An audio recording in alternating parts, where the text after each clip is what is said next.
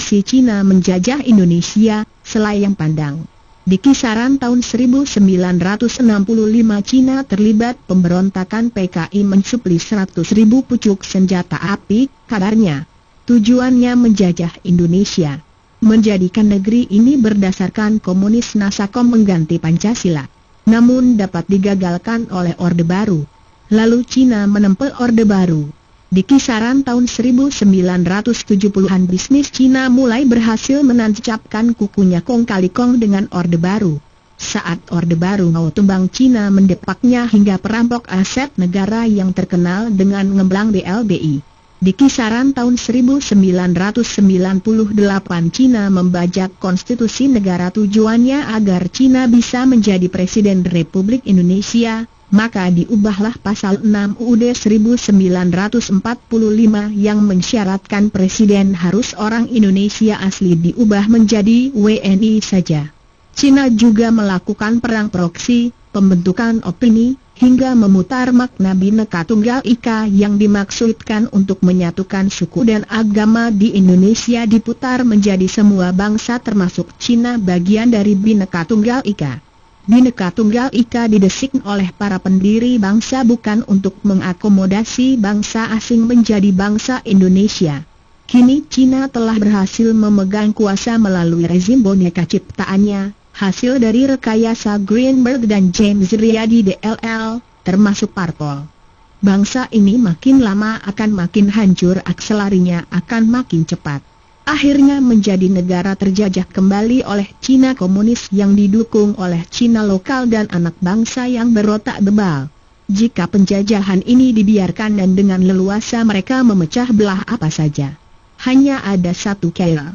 Bangsa ini bersatu, tanggalkan semua perbedaan, kembali ke UUD 1945. Namun semua itu ya terserah Anda. Untuk saudaraku sebangsa dan setanah air dari Sabang sampai Merauke, berhentilah menjadi manusia primitif yang bisa diadu domba oleh para mafia Cina, penjajah Cina. Cermati, pikirkan, dan telusuri bahwa setiap kegaduhan, keributan, dan kekacauan pasti bersumber dari tangan-tangan penjajahan Cina. Sejak reformasi 1998 sebenarnya sejak itulah penjajah Cina berhasil membuat PAYUNG hukum dengan membajak konstitusi UUD 1945 menjadi UUD 2002 sekalipun semua pejabat sepertinya bersumpah setia pada UUD 1945. Perbuatan ini adalah perbuatan yang tidak lucu alias tipu muslihat agar terlihat tetap setia pada UUD 1945, padahal telah melenceng jauh. Demokrasi pilihan langsung yang menjiplak negara asing adalah malapetaka bagi bangsa ini karena tidak sesuai dengan sila keempat Pancasila dan hanya menimbulkan kebangkrutan negara serta menimbulkan perpecahan di kalangan bangsa Indonesia. Demokrasi di Amerika Australia jelas tidak bisa diterapkan pada demokrasi Indonesia karena struktur bangsanya tidak sama. Amerika dan Australia adalah benua yang ditemukan dan dihuni oleh mayoritas kaum pendatang hingga penduduk aslinya jadi minoritas. Lain halnya dengan Indonesia, negeri ini sudah ada sejak diciptakannya bumi ini dan dihuni oleh mayoritas penduduk asli. Idealnya negeri ini berbentuk kerajaan seperti pada kebanyakan negara-negara di dunia di mana penduduk asli mayoritas. Namun oleh para pendiri bangsa negeri ini diletakkan pondasi Pancasila, demokrasi Pancasila, tercermin dari sila keempat Pancasila. Hal itu adalah kehebatan para pendiri bangsa kita menggunakan azas demokrasi perwakilan yang merupakan jalan tengah antara kerajaan dan demokrasi liberal. Namun apalacur sejak reformasi 1998 pondasi negara ini telah dihancurkan oleh kelompok minoritas yang berambisi menjajah bangsa ini, menjadi tirani, itu tercermin dari ngawurnya membuat konstitusi dan menjalankan kebijakan negara. Akibatnya kekacauan terus terjadi, hampir setiap hari ada gerakan unjuk rasa di seluruh penjuru negeri. Wahai saudaraku sebangsa dan setanah air, jangan tersesat pada ruang yang sempit, tercerai-berai bertikai sesama saudara sendiri sedangkan penjajah Cina tidak tersentuh hukum dan ASYIK merampok kekayaan negeri ini.